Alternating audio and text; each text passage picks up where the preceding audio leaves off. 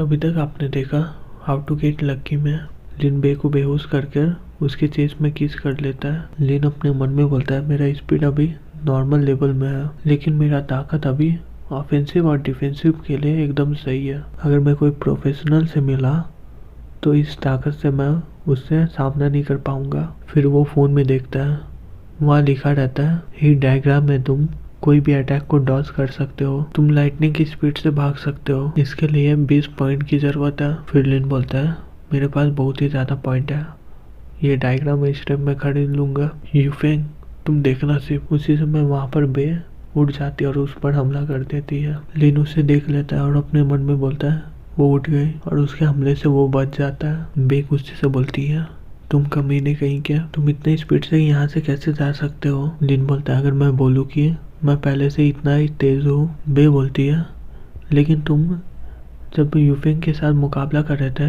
तब तो तुम इतने तेज नहीं थे, तुम जानबूझकर अपने आप पर चोट लगाए हो क्योंकि तुम मुझे बेहोश करना चाहते हो। ऐसा मत बोलना कि तुम पहले से ये सब प्लान बना रहे थे। फिर वो रोते हुए बोलती है तुम मेरे साथ क्या किया। लिन बोलता है अपने बुक्स की ओर देखो। बे अपने बुक्स की ओर देखकर बोलता है ये तो इतना गीला क्यों है और मुझे अपने बुक्स में अजीब सा लग रहा है। फिर वो बोलती है ये तो सलाइवा है, क्या वो मेरे बुक्स में किस किया था। फिर वो गुस्से से चिल्लाकर बोलती है लिन फेंग तुम कमीने कहीं के। फिर वो यहाँ वहाँ देखती है और बोलती है वो तो भाग गया, भाग जाओ तुम, ये अच्छा होगा कि तुम यहाँ से भाग जाओ अपनी जिंदगी के लिए।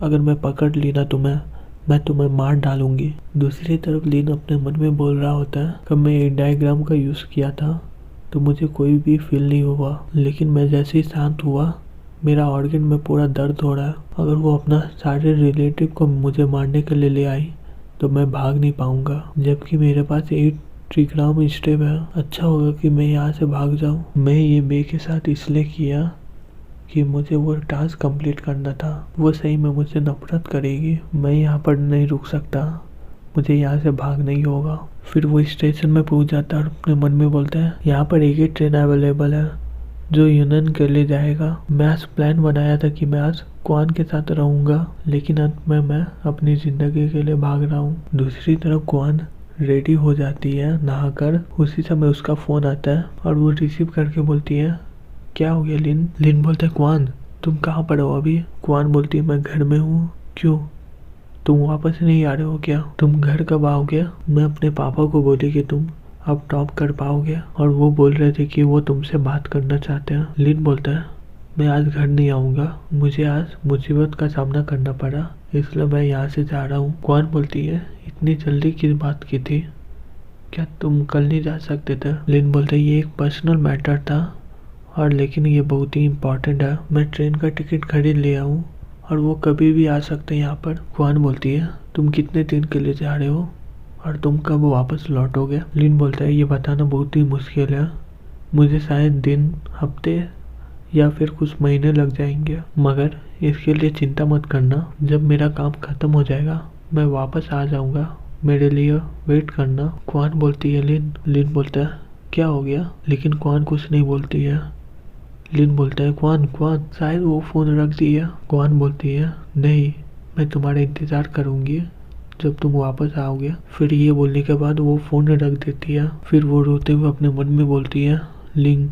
दूसरी तरफ लिन का ट्रेन आ जाता है और वो उसमें बैठ जाता है और वो अपने मन में बोलता है क्वान मुझे माफ़ करना, मेरे पास कोई रास्ता नहीं था यहाँ से जाने का, मैं अभी तक उतना ताकतवर नहीं हुआ हूँ, मैं जब लौटूंगा तो बहुत ही ताकतवर बन के लौटूंगा, जब मैं ताकतवर होऊंगा तो हम लोग साथ में रहेंगे। और यहाँ पर ये कॉमिक का सीजन 1 खत्म होता है। फिर वो स्टेशन से बाहर आता है और अपने मन में बोलता है मुझे रहने के लिए यहाँ पर जगह की ज़रूरत होगी और मैं इस जगह को उतना अच्छी तरह जानता नहीं हूँ। फिर उसी समय एक आदमी बोलता है ब्रो यहाँ देखो। फिर वो बोलता है हमारे होटल में वाईफाई, वाटर हीटर सब कुछ है जो तुम्हें चाहिए, सिर्फ इसके लिए 120 चाहिए हर रात का। दूसरा आदमी बोलता है मेरे पास देखो, जो इसके पास है वो मेरे पास भी है, मेरे पास ब्रेकफास्ट भी है, हर रात के सिर्फ 100 ही लगेंगे। फिर तीसरा आदमी बोलता है मेरे साथ चलो, एक नाइट के सिर्फ 80 लगेंगे, ये यहाँ पर सबसे सस्ता है। लिन अपने मन में बोलता है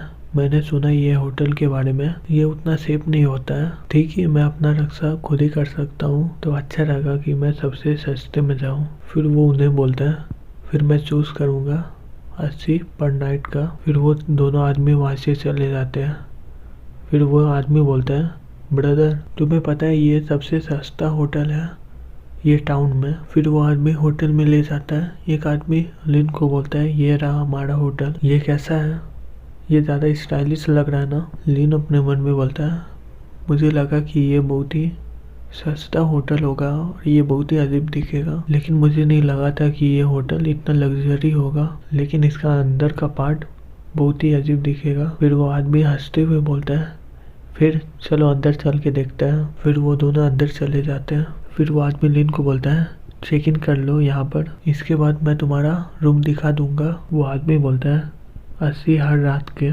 फिर लिन अपने मन में बोलता है यहाँ का बॉस बहुत ही अजीब है। फिर वो पेमेंट दे देता है। फिर वो आदमी लिन को ले जाता है और बोलता है ठीक है, यहाँ पर आकर देखो एक बार। वहाँ पर 3 लड़कियाँ होती हैं। उसमें से एक लड़की बोलती है क्या तुम किसी और को ले आए हो क्या? दूसरा लड़की हंसते हुए बोलता है ये तो बहुत ही जवान है। तीसरा लड़की बोलती है आ जाओ हमारे साथ खेलो थोड़ा सा।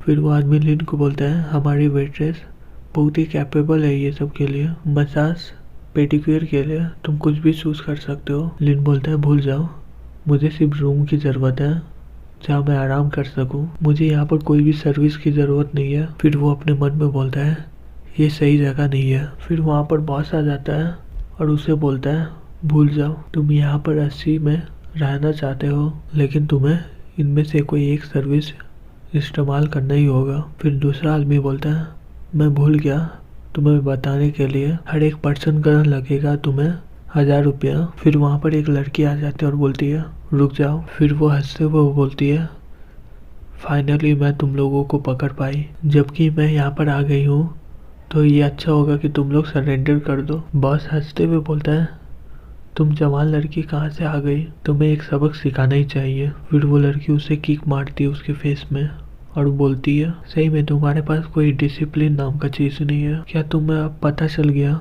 मैं किस बात पर कैपेबल हूँ? फिर बॉस उस लड़की को पकड़ लेता और बोलता है तुम्हें इतना दम कहाँ से मिला, तुम्हारे पास इतना कम ताकत है और तुम्हें इतना ताकत हो गया कि तुम इस लड़कियों को बचाओ। फिर वो आदमी उस लड़की के पास जाकर बोलता है ये लड़की बहुत ही अच्छी दिख रही है, तुम बहुत ही भोली और प्योर भी हो। वो लड़की गुस्से से बोलती है तुम्हें पता मैं कौन हूँ, तुम्हारी इतनी हिम्मत कि तुम लोग मुझे छू रहे हो, तुम लोग मरने वाले हो। वो आदमी बोलता है अभी भी तुम इतनी सख्त बनने की कोशिश कर रही हो, तुम ये सब देखी हो तब भी तुम्हें समझ नहीं आ रहा हैडल वर्ल्ड कैसा होता है। बॉस उस लड़की को बोलता है आज मैं तुम्हें सिखाऊंगा इस दुनिया के एविल साइड को। लिन अपने मन में बोलता है ये लोग अभी मुझे परेशान कर रहे थे और मैं अभी इग्नोर हो गया पूरी तरह, लगता है कि मुझे यहाँ पर ज़्यादा देर खड़े नहीं रहना चाहिए। फिर लिन उस बॉस से बोलता है हे ब्रदर ये अभी भी बच्ची है, इसे जाने दो। बॉस बोलता है लगता है कि तुम भी अपनी ज़िंदगी से हाथ धोना चाहते हो, अभी भी तुम हीरो बनना चाहते हो क्या? लिन बोलता है